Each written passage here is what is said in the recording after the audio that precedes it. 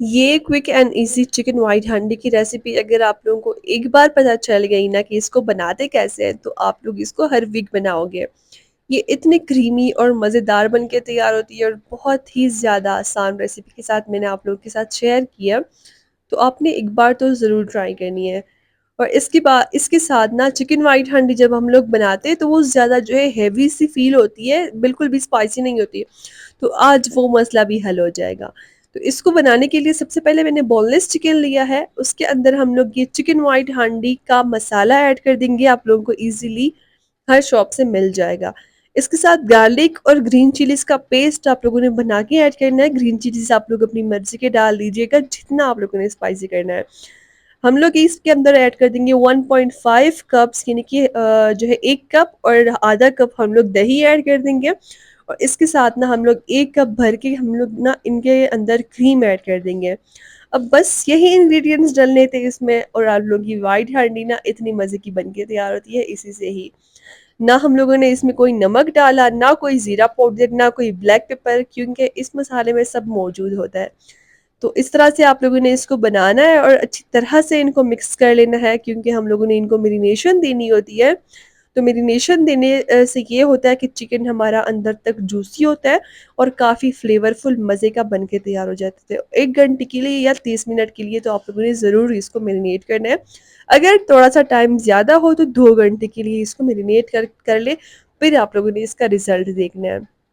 तो इसके बाद कढ़ाई में ऐड कर देंगे हम लोग 1 कप ऑयल। ऑयल थोड़ा-सा ज़्यादा डलता है व्हाइट हांडी में क्योंकि जो है सारी क्रीमी होती है, तो ऑयल जब ऊपर से अच्छी तरह से निकला हुआ होता है ना, तो वो बहुत ही ज़्यादा अच्छा लगता है।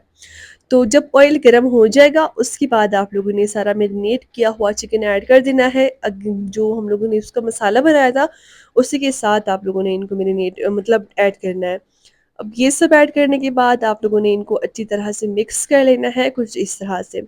जब ये सारा मिक्स हो जाएगा ना 2-3 मिनट के लिए आप लोगों ने इसको अच्छी तरह से मिक्स करके फ्राई करना है। अब इसके बाद आप लोगों ने जो है इसको कवर करना है ताकि ये अच्छी तरह से दम के ऊपर पक जाए। कवर कर लेंगे हम लोग इसको 10 मिनट के लिए मीडियम हीट के ऊपर। 10 मिनट के बाद हम लोग चेक करेंगे तो आप लोग देख सकते हैं जो दही हम लोगों ने मिक्स किया था और चिकन इन दोनों ने अपना जो है सारा पानी रिलीज़ कर लिया है, छोड़ दिया है पानी। तो इसको अभी हम लोग मिक्स कर लेंगे दोबारा से आप लोगों ने इनको बिल्कुल भी कवर नहीं करना, चिकन डन हो गया होगा ऑलमोस्ट। तो जो जितनी भी कसरत बची होगी ना वो इसी तरह से हम लोग फ्राई करके पका लेंगे। अब आप लोगों ने बस इसको हल्के हाथों से मिक्स करना है और साथ-साथ में मिक्स करना है और इसके साथ ना आप लोगों ने हाई मीडियम हीट रखनी है।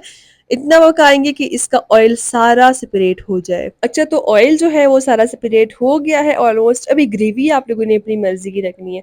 अगर आप लोगों को इस तरह की पसंद है मतलब हल्की-सी ग्रेवी हो, ये चिकन अच्छी तरह से इस तरह से हो, तो आप लोग इस तरह से रख सकते हैं। अगर आप लोगों को थोड़ी-सी ग्रेवी चाहिए, तो थोड़ा-सा पानी आप लोग ऐड कर लीजिएगा और इसके बाद मतलब 2-3 मिनट के लिए पकाने के बाद आप लोगों की ग्रेवी भी इसके साथ बन जाएगी।